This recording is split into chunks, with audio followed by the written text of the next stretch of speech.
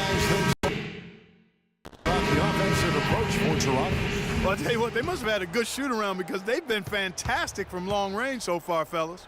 Yeah, their passing has been terrific, too, Clark. We're seeing a lot of assists, really moving, a lot of flow offensively. I like what I see. And now, brought to you by Gatorade, all fueled up and ready to go. Let's reset our lineups. So for Toronto right now, Amir Johnson at the 4 with Valanciunas at the pivot. Lewis Williams out there with Vasquez. And it's Johnson in at the 3 spot. Marion left side. Inside to Perkins. And he goes up strong with one hand and flushes it down. Boy, I love it. Active hands on the steal, active feet on the fast break. And Clark power on the dunk. And guys, this is just too close of a game to be giving the ball up like that and then failing to get back in transition. Cavs tried to make a push for the playoffs last season, in a way going against the grain, but instead a disappointing season when it was all over. Coach and front office questioning the team's effort level.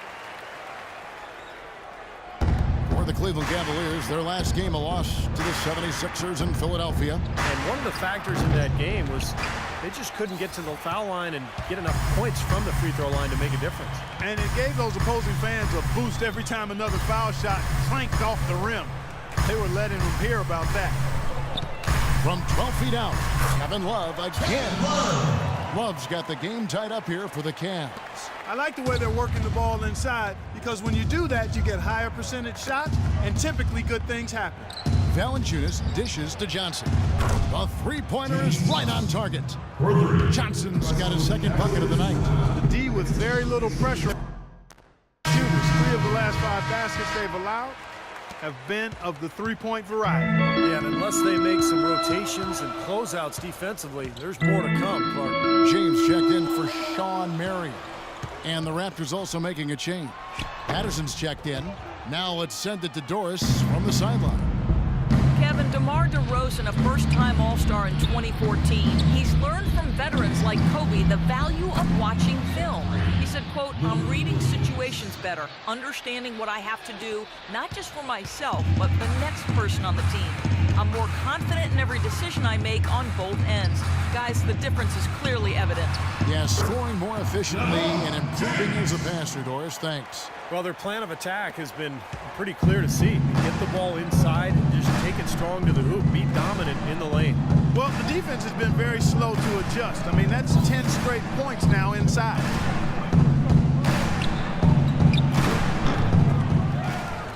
Back to Williams. Here's Valanciunas, and it's good. Assisting on the play was Williams.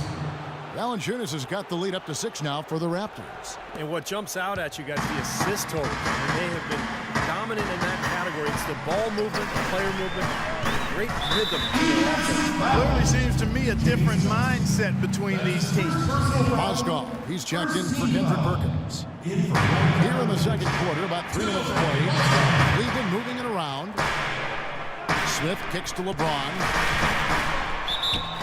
LeBron came into the league with a ton of talent and skill and hyper expectations, but he's done everything he can to hone and refine his game since his rookie year.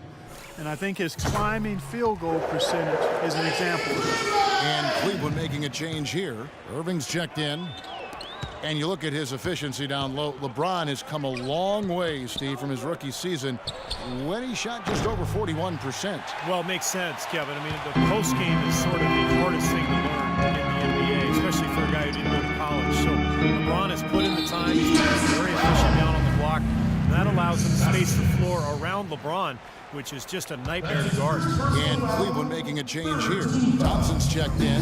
Then for the Raptors, Hasbro's checked in for Jonas Valanciunas. Terrence Ross comes in for James Johnson. And it's Lowry in for Lou Williams. Toronto leading by 5. Here's Ross. And the dunk to finish it off. A beauty. I like the fact that he led his teammate right to the ideal spot. You don't always throw it to your teammate. You throw it to where he needs to be. Cavaliers have gone 4 of 8 so far here in the second quarter. Irving drives in. Mozgov passes to Smith. Mozgov with the bucket. Diligent passing there to make that hoop possible. Toronto's gotten off 12 shots from beyond the arc tonight, hitting 7 Vasquez. And Hansbrough kicks to Patterson. From deep.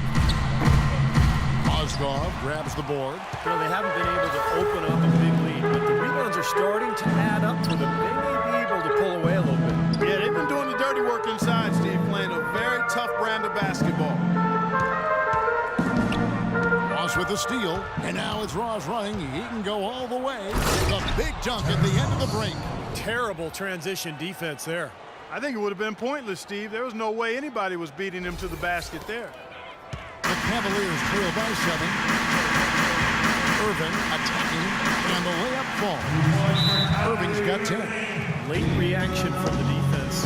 He's always going to make good on that. With a pause in the action, let's show you the teams that were best from the line last season. 5th, the Raptors. I think free throw shooting can be contagious, and it seemed like everybody last season just had the hot hand. Making the playoffs was a goal the Raptors had been working towards for a long time, and last year they were able to get back to the postseason for the first time since 2008. The Cavaliers have gone 6 of 10 from the floor here in the second quarter. And it's going to be out of bounds. The Cavaliers will retain possession. And we'll take a peek now back at last season's numbers for Kyle Lowry, 8th in assists. And he was also among the league leaders in steals, finishing in the top 20 in that category. Steve, you think about all of the assists he racked up to get into that top 10. You know, he's a guy who always played with his head up, and he was a willing passer who was looking to make the pass at all times. Vasquez dishes to Patterson.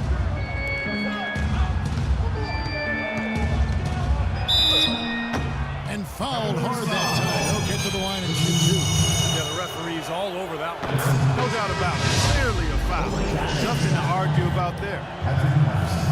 Everything appeared to be lined up for Cleveland to get back to the playoffs last year, but that just wasn't the case. A lot of what-ifs for them last season. And with another top pick on the roster, Kevin, and a youthful team, they were a popular pick before the season to play postseason games, but they still needed some seasoning.